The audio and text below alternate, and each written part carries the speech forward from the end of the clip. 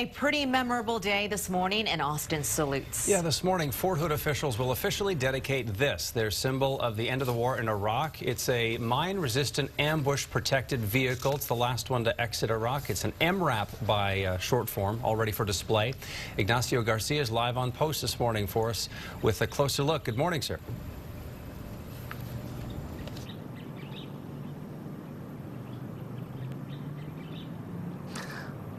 Good morning. How are you guys doing? I'm actually out here in Fort Hood this morning, and we're speaking to Sergeant Hilda McNamee. Hilda, it's an exciting day, isn't it? Tell me a little bit about what's important about today and what should people know. Today we are dedicating the mine-resistant ambush protectant vehicle. It was the last vehicle to exit Iraq.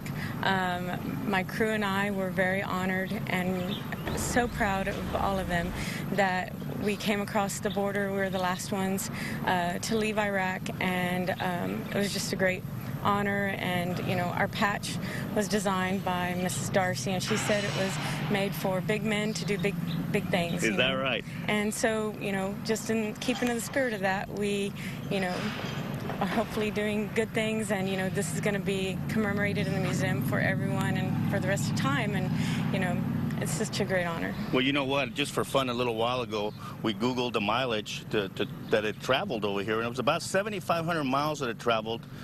That's a long ways, and you traveled with this vehicle over here. What was going through your mind during that entire trip? Going through my mind was keeping a lookout, keeping watch, making sure that, you know, we reported any activity, making sure that, you know, the forward convoy stayed safe, and then, you know, we were the last vehicles, so my gunner was pointed, you know, away from everyone, watching the rear, so making sure that, you know, no one came upon us from the rear of the vehicle, reporting suspicious vehicles that may have come up upon the convoy leaving there. You know, so making sure that everyone was safe, and then reporting each you know, marker up forward. Great. And that was our main focus. What was some of the conversations between you and some of the other soldiers about it? Are you going to miss it in a way, I guess, because you spend a lot of time with it? No, I'm ready.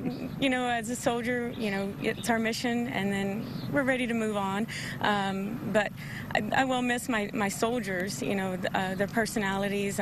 You get to know them quite well, and you spend a lot of time with them. You eat with them, you do everything with them, and so it was kind of a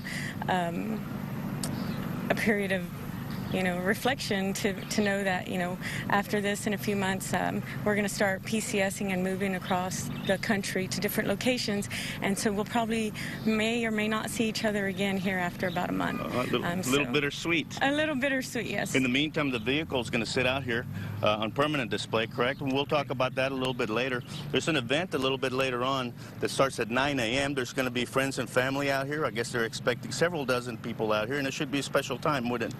Yes, sir.